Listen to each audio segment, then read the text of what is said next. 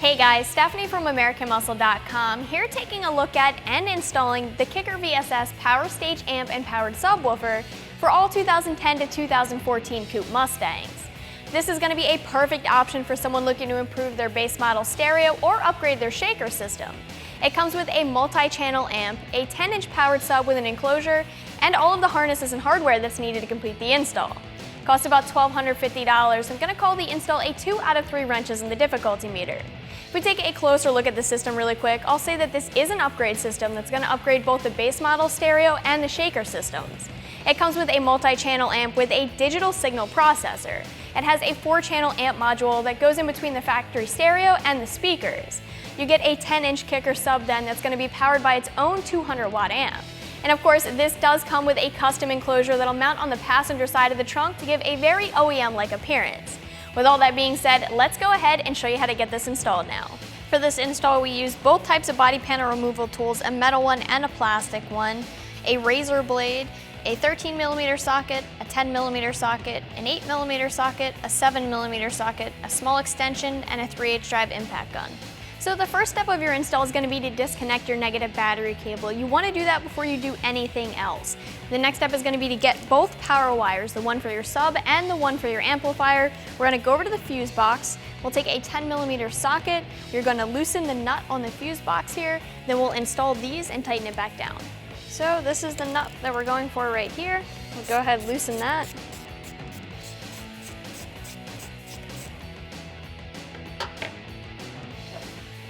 We'll grab both power wires.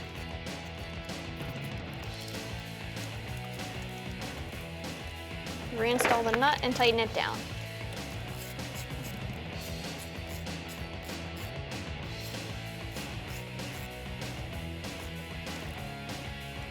Once you're wired into the fuse box, you need to set things up so that you can run your wiring into the cabin. In order to do that, you need to remove the rear part of your inner fender liner here.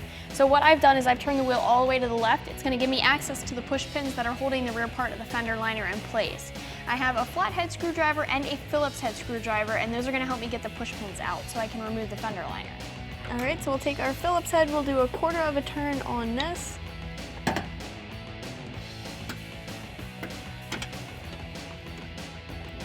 Now I'll grab this push pin here. So there are 2 more push pins in the top here.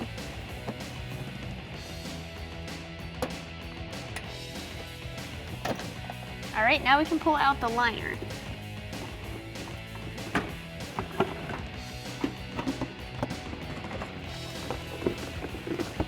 So we are now going to route our power wire. Where we're going to put it is down underneath the battery tray. There'll be a small gap underneath the battery tray up against the firewall, and then we'll go into the cabin through a grommet.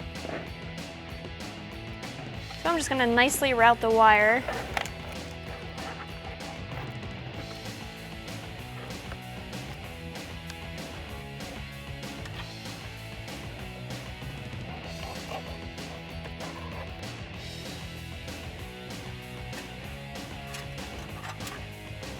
Now we made a little cut in our grommet on the underside here with a razor. So we'll take our power wire and we'll get it into the cabin through this hole.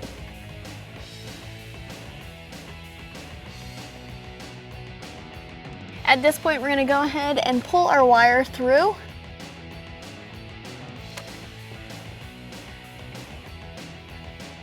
So we're going to do the same thing with our other power wire. We are going to follow the line that we made with our first power wire, and then eventually we'll be inserting this also through the grommet and into the cabin.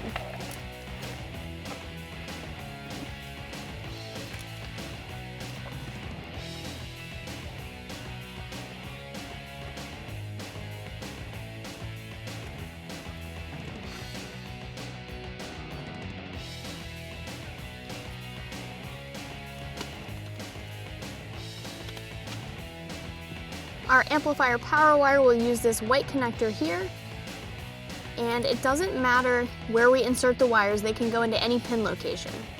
So we'll go ahead, insert them, you can hear them click into place.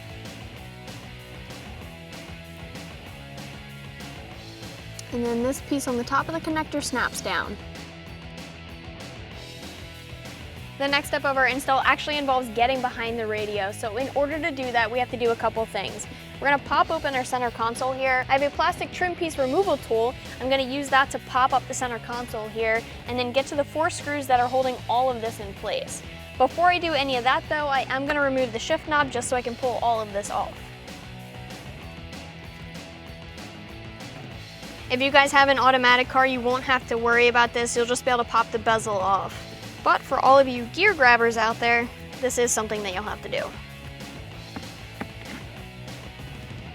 All right, so with the center console open, I'm gonna take this trim tool and I'm gonna go right into the corner here where the e-brake is.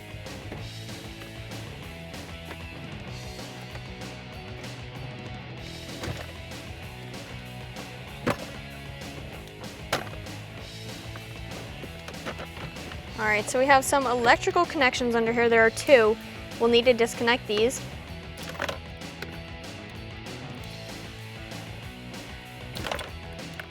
We have another electrical connection down here. Disconnect that as well. And we'll be able to remove this entire piece. Next, I'm going to take the trim tool and I am going to pop this out of place. Now, we don't have the stock factory head unit in place, as you guys can see, but what we're looking for is still in this location, so the steps are still going to be pretty much the same. You guys might also have 2 bolts down here on either side that you might have to remove as well. So I'm going to pop this out of place. I do have rags here since my head unit here will be resting on my shifter handle. I'm gonna pull this forward. I'm unplugging the antenna right now just to give me a little bit more room. And then what we're looking for is actually this piece right here. This is held in by 4 7mm bolts. We'll go ahead, undo those bolts, and then pull this out.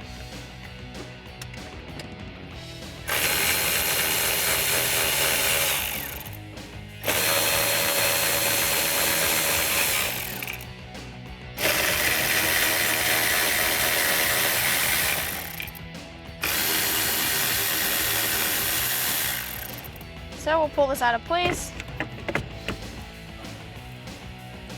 So now we're going to reach back and disconnect the large electrical connection on the back side of the radio. So the wiring is a little bit too short for me to show you guys, but once I have it disconnected, I'll show you what the connection looks like. And if you want to completely remove this piece, you will have a couple other connections that you'll have to disconnect. You'll be able to pull this unit out, but this right here is the large connection that you're looking for. Before we do anything else up here, we're gonna get ready to mount our amplifier in the footwell on the passenger side. So we're gonna jump down into the passenger side and remove the 4 bolts underneath the glove box. So the bolts that I was talking about are right down here and they're 7mm. We're gonna go ahead and remove them now.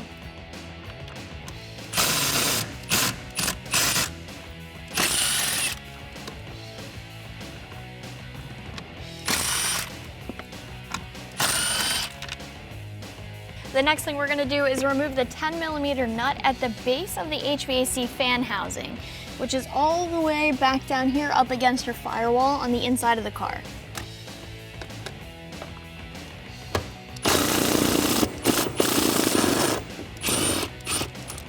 So in order to remove our kick panel, we do need to remove the sill plate here. This does just pop out of place.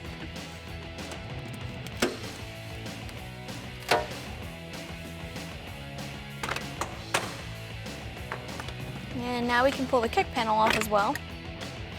So now we're back up here behind our head unit, and what we're gonna do is we're gonna take the main connection from behind the radio that we pulled out before, and we're gonna connect it to the main connection in our amplifier wiring harness. So once we have these connected, what we're gonna do is we're gonna tuck these plugs back in behind the radio so that we can eventually reinstall all of this. But first what we're gonna do is route the other end of our amplifier wiring harness down around under the glove box, so then we can go ahead and mount our amp.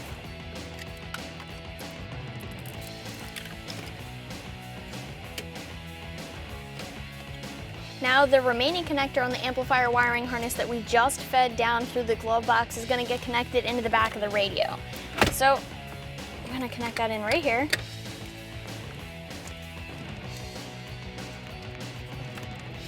And then we'll start getting everything tucked back into place. One thing we do have to keep in mind is that we will have to reconnect our antenna wire.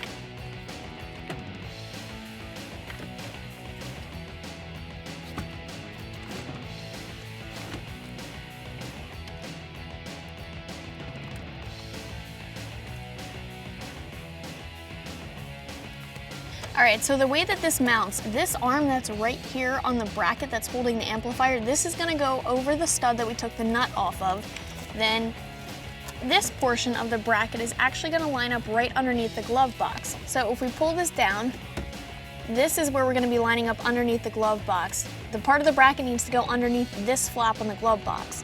So I'm gonna go ahead, I'm lining the bracket up, going over the stud. All right, and from here, what I've done is I've lined everything up. I'm gonna grab one of the bolts that I took out of the bottom of the glove box, and I'm gonna start that. Not all the way. I'm going to get my next bolt in place. Tighten that one down as well.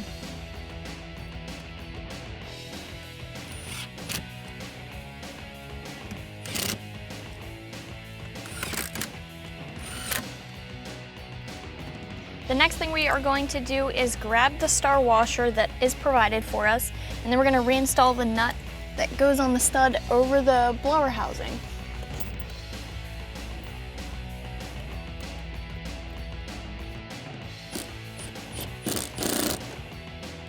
Now I need to find a spot for our ground on the harness, which is right here. So I'm just going to go ahead and use this bolt right here. This is an 8mm. And remove it.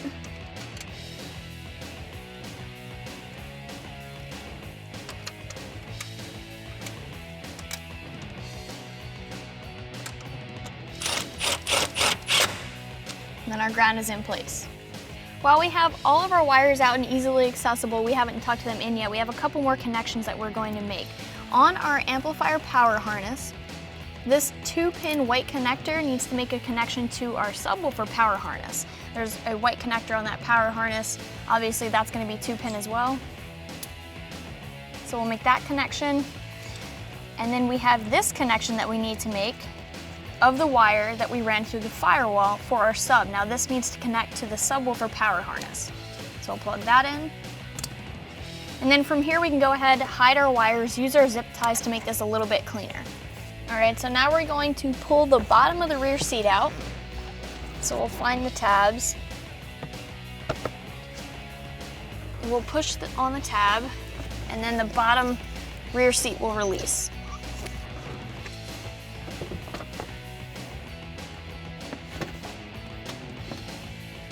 From here we can fold down our rear seats, so I'll grab the tabs on the side and pull towards me.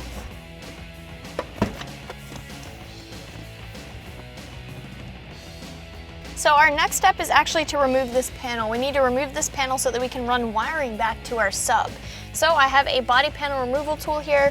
There are a couple push pin clips that we will be removing. I'm just gonna fold this back so you guys can see. All right, we have 2 right here that we're going for right now, so I'm just gonna go ahead, pop these out of place.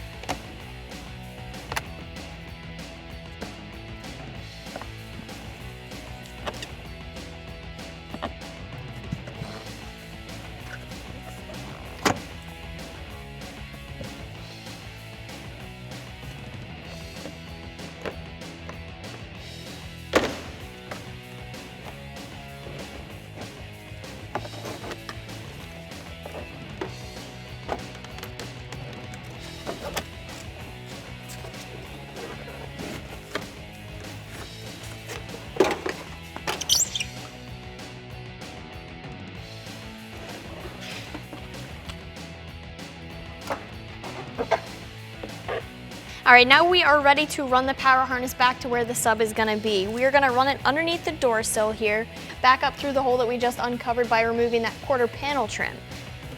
So, for now, I'm just going to lay this in here. You guys can come back and secure it with zip ties if you want to. I'm gonna lay mine in here for now until I get everything ran.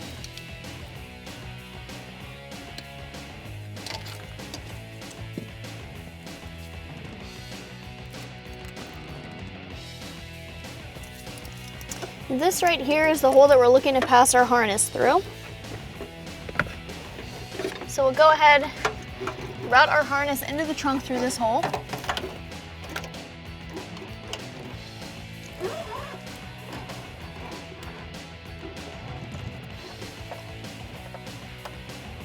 And what we're looking at doing next is actually making a small hole in the trunk liner to pass our harness through. So we have the trunk liner peeled back. You guys can see this is how the trunk liner normally sits, and here is where our harness is passing through. We need to make a small cut in this liner in order for the harness to pass through it. So I have a razor blade here. What I'm gonna do is just make an X.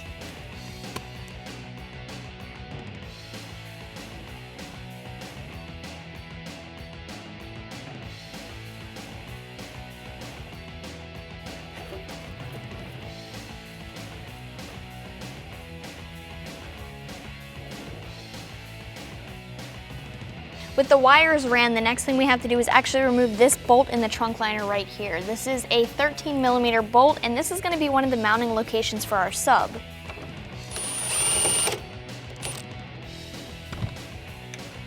So the other mounting location for our sub is going to be underneath our bottom liner here. So I'm going to peel back the bottom liner. You guys can see there's a wiring harness right here and a stud. This stud right here is going to be our other mounting location. So what I'm going to do is I'm going to pull the wiring harness off of the stud and just push it to the side. From here we can go ahead and grab our sub and get it in place. Now we're ready to get the sub in place. Before we do anything though, what we're going to do is make our electrical connections. So we'll plug our wire harness right into our sub.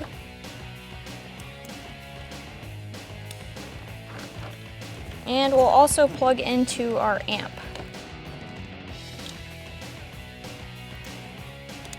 We'll lock our tabs, and with that done, we can go ahead and get our sub in place. So this has two mounting brackets. The bottom mounting bracket is going to go over the stud that we just revealed, and we'll get that one in place first.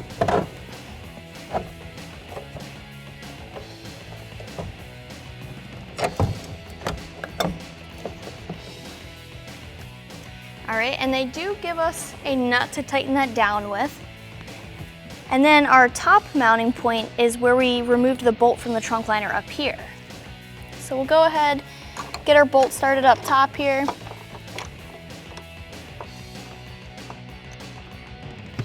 We'll tighten that down.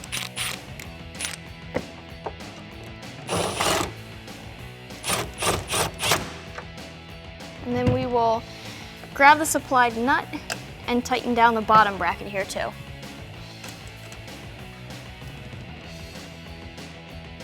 This is a 10mm.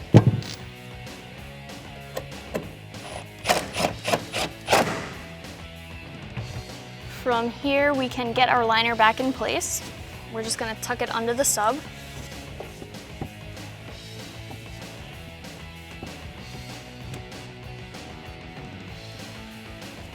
All right, so for right now, we are going to take care of some of the wiring that we have in the sub area, and then we'll go back and reinstall all of the panels that we have removed.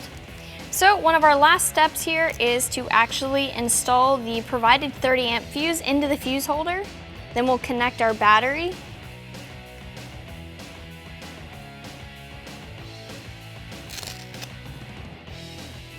All right, so now we will reconnect our battery.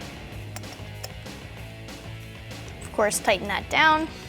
So what I'm going to recommend doing at this point, instead of going ahead and reinstalling all of your panels and getting your wiring perfect, is actually to test your system. So a number of things can go wrong with wiring. The instructions do have a detailed troubleshooting guide in case something's not working for you guys. That'll help you walk through, narrow down any problems that you might have. Once again, I do recommend testing the system, making sure that everything is working properly prior to reinstalling all of your panels and fully hiding your wiring. All right, guys, now you can go ahead and start getting all of your panels reinstalled.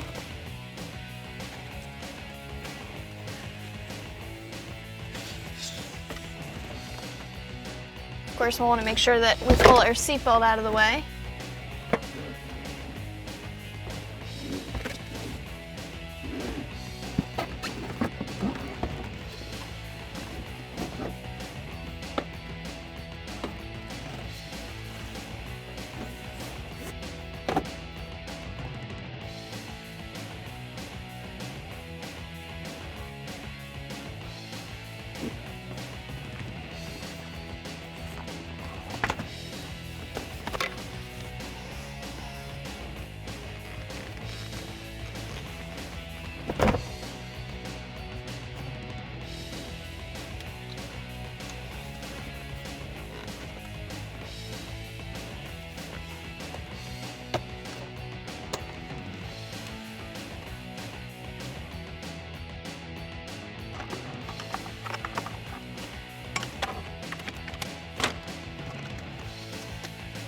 That's going to wrap up this review and install. Keep in mind you can always check this kit out more online right here at AmericanMuscle.com.